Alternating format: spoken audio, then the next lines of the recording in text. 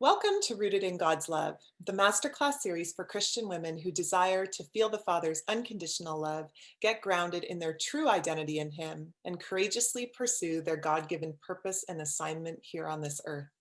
I'm your host, ALANA, and I use cognitive behavioral therapy and biblical principles to help women get deeply rooted in their identity in Christ, love who God created them to be, and wake up joyful every day, living out their kingdom purpose.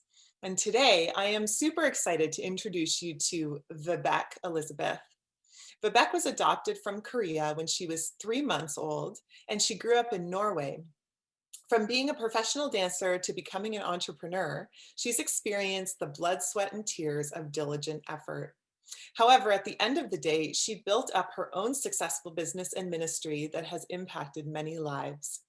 Vibeke has been an award-winning franchise owner, a TV host for faith-based TV, award-winning sales agent for IT, director of sales and online marketing, and together with her husband, they both have a huge passion to help end child sex trafficking, which is so amazing. Welcome, Vibeke. I'm so excited to have you here today. Thank you so much, and thank you for a beautiful introduction. I love what you're doing, Alana. I just love your heart, your compassion, and that you want to reach out to these people with, the heart of God and the identity of knowing who we are in God. I love that. Oh, thank you so much. Yeah, it's so powerful, right? When we know our identity in Him, it can really just change our entire lives. Like it's Yes. so beautiful. And today we're going to be talking about influence and impact in your spheres, specifically identity, influence, and the 7 mountains, which I'm really excited for you to unpack. So before we dive into this amazing topic, maybe you can tell our audience a little bit more about your story of where you came from and what led you to where you are today. Yes, of course. So, hi everyone. So, my name is Vibeke. So, it's a Norwegian name. It means little woman and it means a warrior. And I didn't know that before when I was young because I did not grow up in a Christian home. I grew up in a very, very nice home, very educated parent, but I didn't know God. And I think just fast forward when I was a professional dancer, just traveling in Norway, being on TV, sorry, and going to Paris and just being into entertainment business, there was just so much pressure.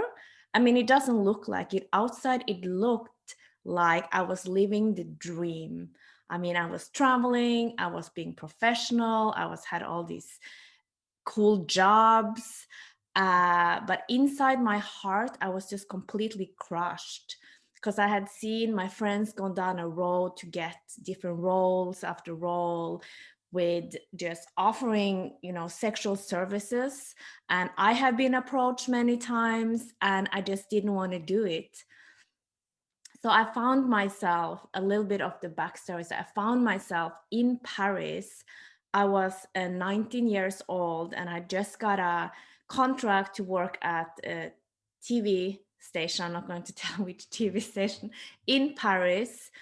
And then the producer approached me and he kept calling me. He's like, "Hey, do you want to go out this weekend?" I'm like, "No, I can't." And then next weekend, and then the third weekend. And I knew what he wanted because I knew the industry so well. At that time, like I said, it looks from the outside that I was living the dream of my life.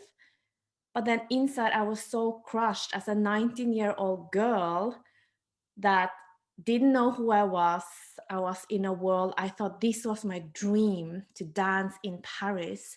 And then I have this producer call me, and you all know what he wanted. So one day I just went up to him and I'm like, "I'm not going to go out with you." And then, of course, the week after, I found myself in Paris with no job and brokenhearted and just like, what do I do now? I was so crushed. I had zero joy of dance.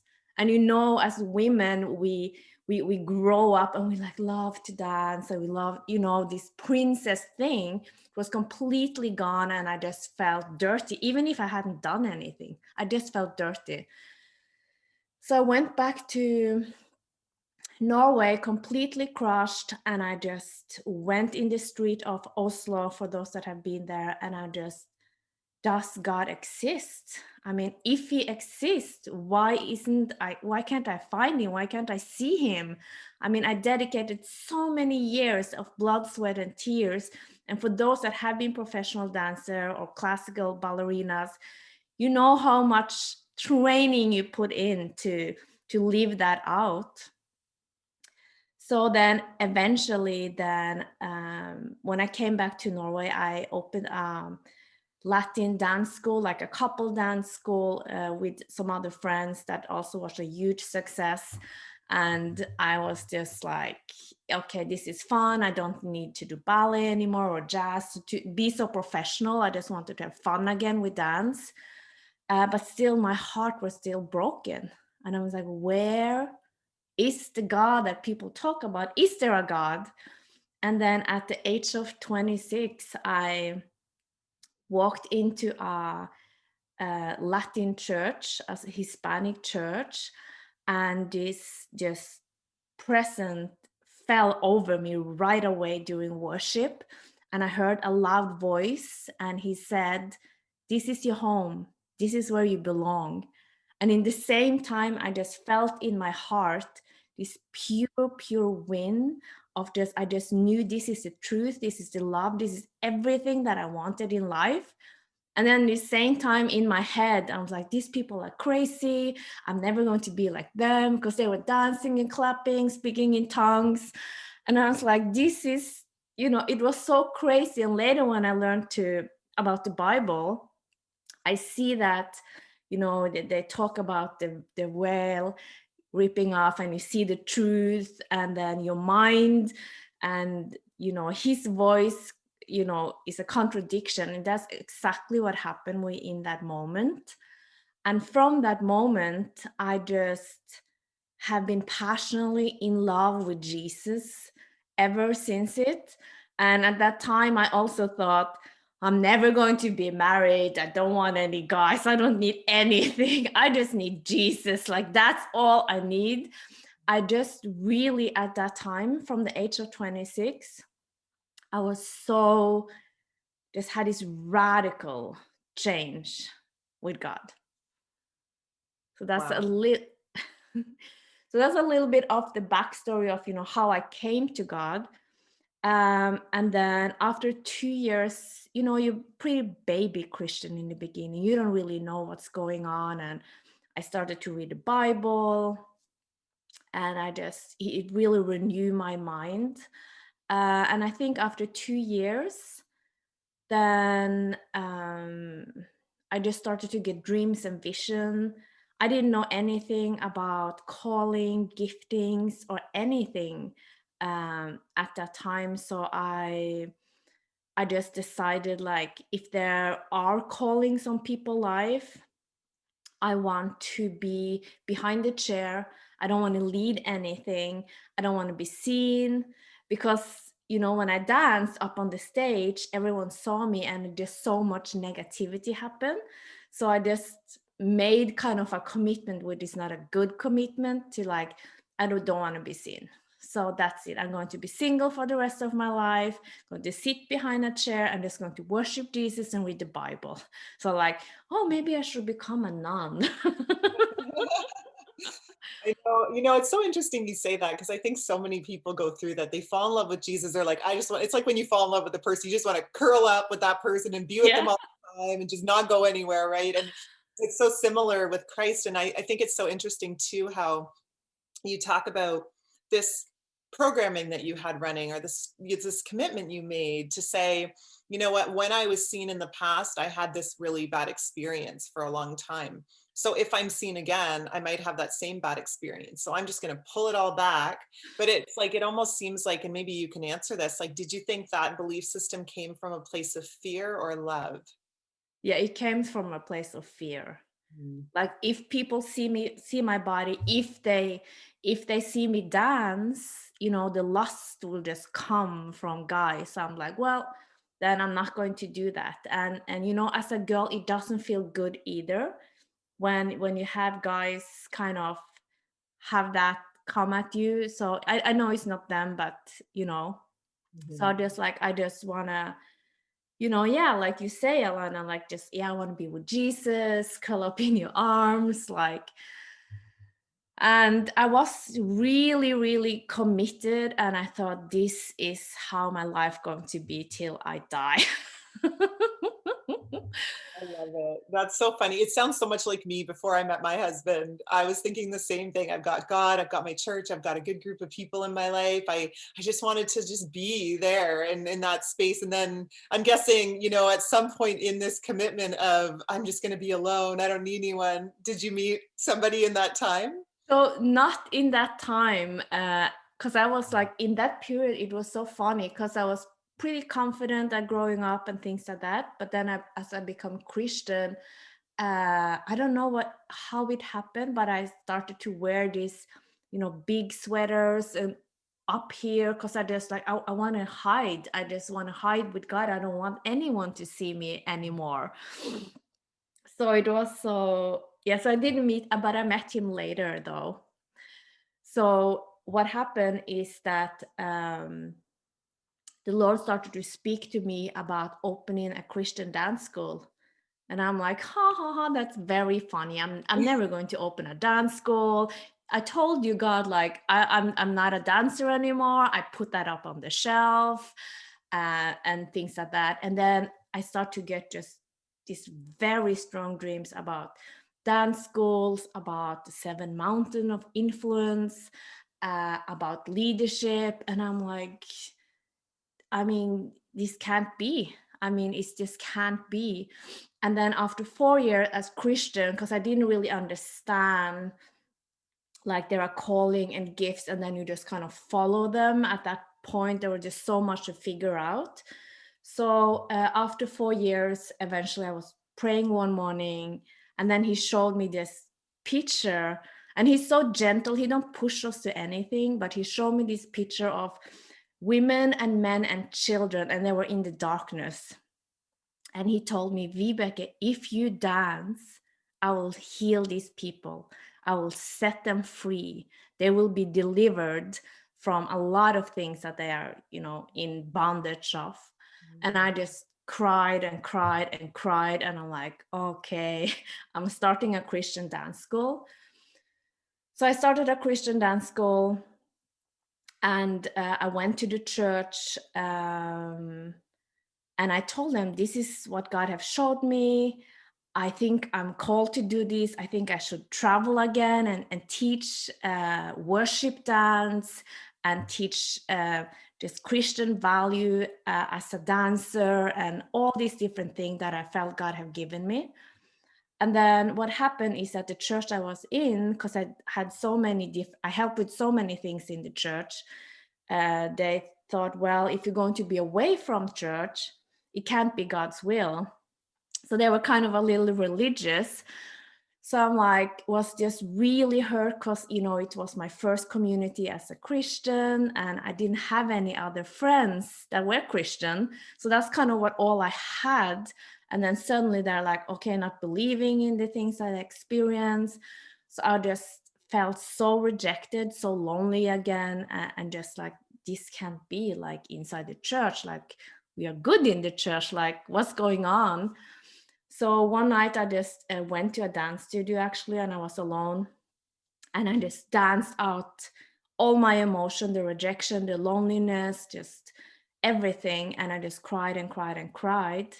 And at one moment, and I remember still as if it was yesterday, I sat down in the studio, I leaned my back to the wall, and I just felt this peace again, like coming over me.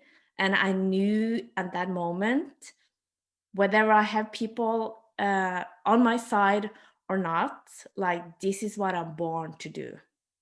I have to pursue this vision. And I just felt this like, okay, so I'm going to do it. And then, I put together a lot of stuff, and fast forward, within just 2 years, I had 2 different dance school. I was connected to 3 different TV stations in Norway. I was training the king's military. We have a king and queen in Norway, so we have a guard that guard them. So I was training them in couple dance and teaching them from young age, because they're like 18 or 19 years old. So I have classes on like 200 young boys, teaching them about how you treat a woman, since it was couple dance. Mm. So I just really saw how the Lord really turned around everything in my destiny and everything what I was born and created to be. And he did promise me, that all these people will be free. And in every class, even the day to day, or every performance I did or TV show, I have just seen people being healed and receive joy and be free from depression or whatever they are struggling with. And but at that time, when I looked back, if I had one wish, that was to, if I had a friend, a Christian friend that could pray with me, that could encourage me, that could help me, and just kind of be a mentor to me. And that's something that was really a deep void in my heart, and I longed so much for. So when I started to kind of get more success in my own life, that's where I made a decision that I'm going to be that person. I'm going to be the best cheerleader. I'm going to be the best coach, the best mentor. I'm going to believe in people's gift and in their dreams. Wherever they come from, I just want to help them, and I'm going to help them however I can.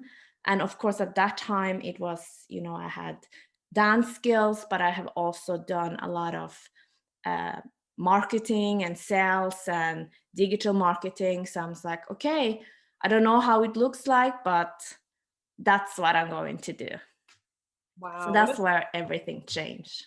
that's amazing. That is quite the story. I just love listening to you talk and share what God did. And something that's really, coming out of all of this for me is the fact that you chose to listen to him in an area that was scary for you, in an area that you had laid down in your human will. You had laid it down and said, this is not going to be a part of my life anymore. But yet you felt God calling you, and you faced the fear. First of all, you tuned in and you listened. Then you actually followed through on what he was calling you to do. And I think that's really important to touch on again, because a lot of people will hear his voice in some way or feel like he's calling them to something, but it's too hard or too scary, or they're afraid and they don't know what it's going to look like. So they want to know all the answers beforehand, right?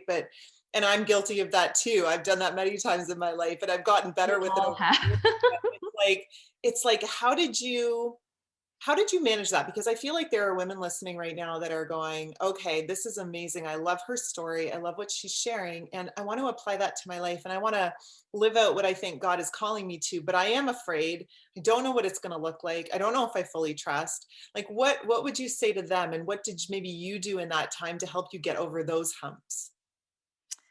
Well, I think, of course, to stay close to God in prayer is the first thing. But if you feel that you kind of know the road that he's calling you to do, but you feel a little fear, or maybe there are voices in your own head or from outside in your circle, I would definitely just go and find a coach or a mentor. I would because that is like we say when we do leadership training, we said your net worth is your network. So network and who you surround you with is so important, because for example, now I have mentors that when it comes to marriage, I haven't been married that many years. I have mentor when it comes to learning about how to raise a child. I have mentor when it comes to business. So I've spiritually mentor, and that have just saved me a lot of time and pushed me forward in my purpose and destiny. And even just collaborating and connecting with other people. Like I told you, ALANA, before this meeting, there was something that stood out in your message when I read it, I think my husband tagged me in your post, and I saw this light over your message, and I was like, I want to be a part of that. So it's just like, be open to this. Okay, find a mentor or a coach, find a friend or someone to collaborate with, or join a community where people will pull you up, and drag you forward. Like I have an online worship dance school too, and we also have one community that is just free. And I have rules, like this is a community only to inspire, only to be positive, no negativity, no promotion, no sales. Like, and what I've done in that community is that people can come and share about their past. They can share about they've been depressed, they've been raped, they have all these different things, because I want to change the culture when it comes to dancers, that we support one another, and not how it was when I was in the world. So I think like connecting with others, but also take massive action, and just do it afraid, do it scared, like build the ship at sea, just jump and build as you falling down. Like, that's what I did. And I just didn't allow my own voices or other people. When if you know that God have called you to something specific, it's also focusing on, okay, who are the people that each person are called to influence? Mhm. You know, like me sharing my story, I know that will give freedom to other people. But you sharing your story, Elena, will give freedom to a lot of other people. And then you have other people, their story. Imagine what impact each person can, reach out to their audience, because we are called to different things. And just focusing on that, if we don't step up and share our voice and our message, then what will happen? Yeah, I mean, we are so scared sometimes to do things, so scared to step into things or even talk about things vulnerably. But God is our safety net. I think a lot of times about, stepping out on a tightrope. And, you take the first step out, you're like, okay, I've still got one foot on land, I'm okay. But when you take the second step out and you're only on the tightrope, what is your safety net? And a lot of times our safety net, we keep these safety nets under us to protect ourselves, right? Because we don't want to fall, we don't want to get hurt. And so just to think of it as, and I feel like this is kind of what you did maybe, and I don't know, maybe you'd explain it in a different way, but almost like God was your safety net. You trusted him. You knew that he was going to carry you through. He was going to protect you, that he was calling you to something, and you could feel him pushing you toward it. So how did you manage with that? Like, does that sound familiar to maybe what you were experiencing? Maybe you have a different mental picture there. Yeah, so I just knew that his voice talked to me, and I knew his peace, and I just knew that I had to do it. And I think a pivotal moment too was when he showed me that picture of um, all the women and children that will set free if I do worship dance. So I'm like, oh my God, like how can I not do that for them? You know? So that helped me. And then all the time I would just like pray, okay, what are you saying, God? And then so he's so good, because when we take a step, he'll confirm things. And then we take another step, we confirm things. And as we grow, maybe we'd have to need to take 10 steps before he confirmed things, because he wants us to grow in faith and in trusting him. But if you're just starting out, I am 100% sure if God has spoken anything to anyone, that he will show up when we take the step. Yeah, absolutely. And I love that because I feel like a lot of what you've explained goes to, our identity in him, being really clear about who we are in him, what he's calling us to, and then the influence we can have when we step into that and really come into agreement with him about what he wants us to do, instead of a lot of times we want our way, right? And we want the comfortable route. We want to stay comfortable. Being uncomfortable, being stretched can be painful and hurt sometimes, right? So I love that, because once we step into it, he gives us what we need each step of the way. He lights the next step for us on the path, and it's just so beautiful. And something else that you talked about was the 7 mountains. So maybe you can talk to us about these 7 mountains of influence and share a little bit about that with our audience. Yeah, so the seven mountain is something I got very early too when I was newly saved and I didn't know what it was. And for many years now, the last year, as I, have been living here in Kansas City with my husband, so I'm married now. It's I've been just running a digital marketing agency, and suddenly this last year, the Lord started to speak to me again about, hey, do you remember the 7 mountain of influence? It's important that you go that route now. And I'm like, oh, shall I, change my whole agency? And there was just a lot of rebranding for me. And the 7 mountain of influence was started by Bill Bright and Lauren Cunningham for many years ago, many years before I was born. They had vivid just dreams and vision about the 7 mountain. They called it classroom from the start. And it was a classroom of family, education, politics, business, arts and entertainment, um, and and then the church mountain or religious mountain, and then politics. I think that's all. Yeah. And I was just like, well, God, if I should step out with that message, because it's all about being an influencer and being a person that impact in those different spheres. And we all have different callings, we all have different spiritual gift, and then we are called to different spheres of influence. I just like, okay, God, if I'm going to do this, to send me a really big confirmation. You need to connect me with Lauren Cunningham, with the founder of the YWAM Youth with a Mission. And, he's 80 years old. Somehow you need to connect me with him.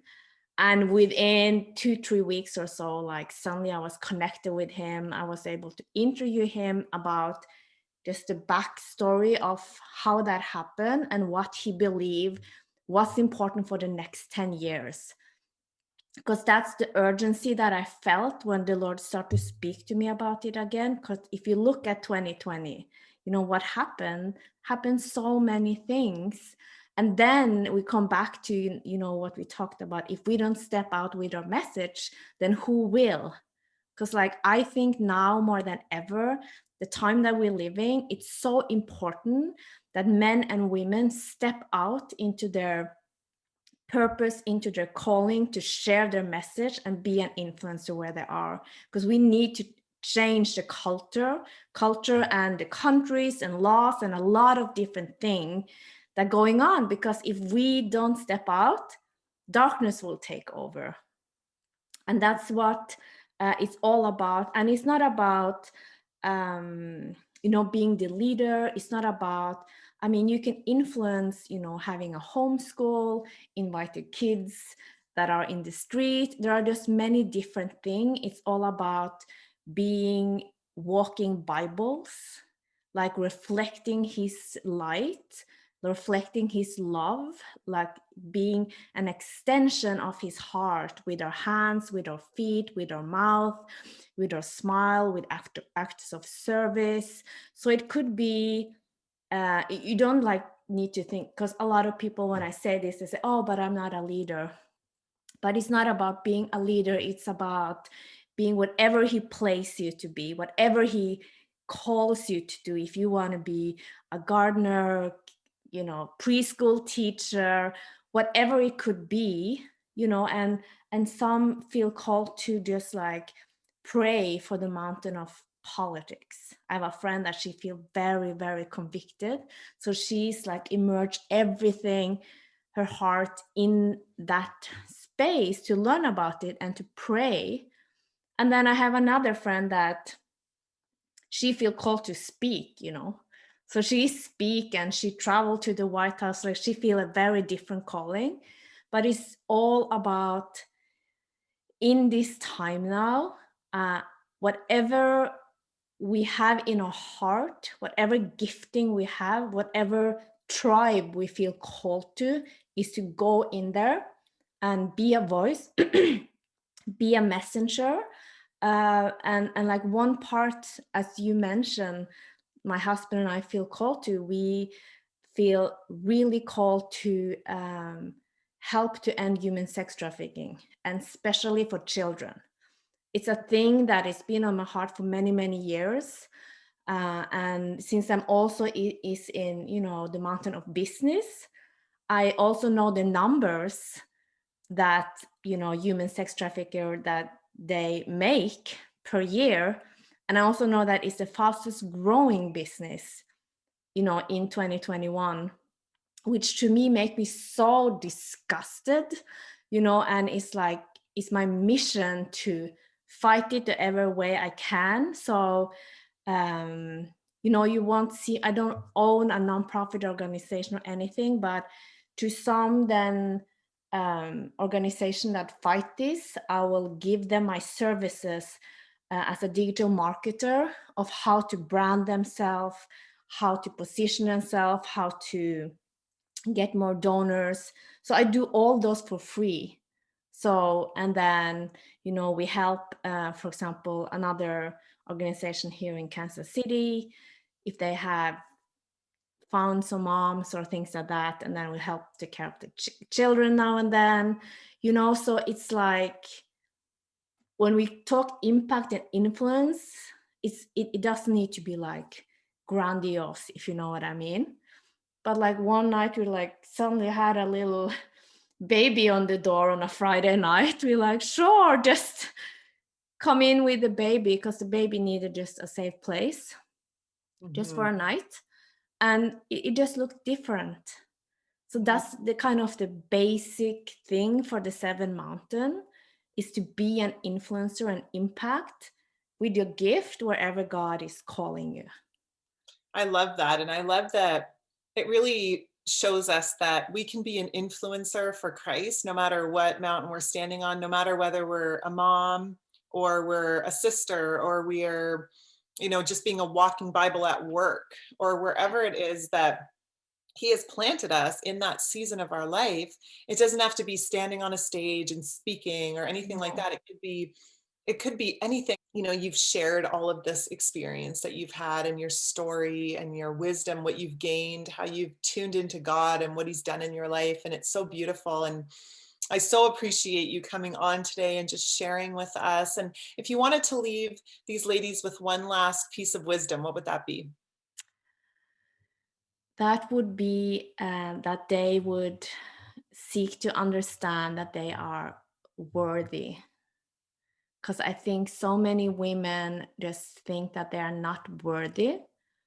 But I would just say, just like whatever message or life have thrown them, like what's inside of their heart and their talent and their gift, and even the negative, nights and tears and all the struggle, you're worthy to bring that out to the world.